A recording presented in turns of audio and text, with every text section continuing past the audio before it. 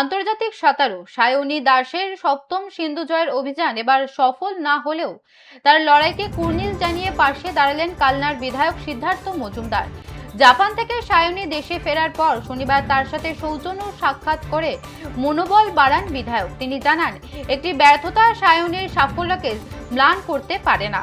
কালনার নতুন প্রজন্মের খেলোয়াড়দের জন্য একটি আধুনিক স্পোর্টিং হাব এবং আন্তর্জাতিক মানের সুইমিং পুল নির্মাণের ইতিবাচক আশ্বাস দেন বিধায়ক। সাক্ষাৎকারে সায়নী একটি সরকারি চাকরির আবেদন জানালে তা গুরুত্ব দিয়ে দেখার কথা বলেন সিদ্ধার্থ মজুমদার।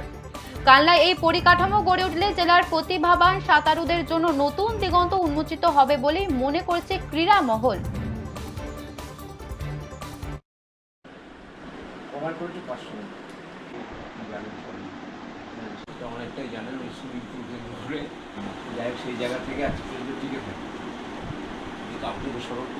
জাপান থেকে ফিরে আসলেন এবং 6খানা চ্যানেল জয়ের পরে তো চ্যানেল ক্রস করতে গেছিলাম। 4 জুলাই আমি জলে নেমেছিলাম, কিন্তু আবহাওয়া এবং শারীরিক অসুস্থতার কারণে আমাকে মাঝপথে সাঁতার থামিয়ে যেতে হয়। সেফটি পারপাসে আমি সাঁতার বন্ধ করে দিই। এটা আমার কাছে একটা সেটব্যাক। এই প্রথম আমি 6বার এক চান্সেই আমি 6টা সমুদ্র পার করতে পেরেছি, কিন্তু এবার পারলাম না।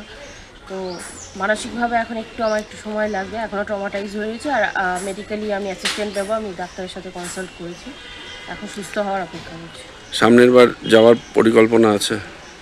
পরিস্থিতি যদি সঠিক থাকে সব দিক থেকে, তাহলে অবশ্যই ইচ্ছা আছে, কারণ যখন রিঅ্যাটেম্প করা হয় 1 বছরের সময় দেওয়া হয়। তো একটু যদি বলেন। আজকে আমি আমাদের ইন্ডিয়ার one of the best swimmers Sayani Das, ওনার বাড়িতে এসেছিলাম। যেহেতু উনি জাপানে ছিলেন, তো তখন আমার ওনার সাথে দেখা হয়নি। ঠিক আছে, সেটা ক্রস হয়তো করতে পারেননি উনি, বাট 6খানা ক্রস করেছে। It's no mean feat.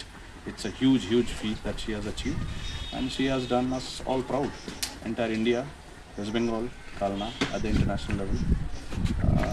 Challenges তো থাকবেই জীবনে, স্পোর্টসে তো আরও বেশি থাকে, বাট আই এম শিওর আগামী দিনে উনি এগুলো ওভারকাম করে পুরো 7টা চ্যানেলই শেষ করে ফেলবেন।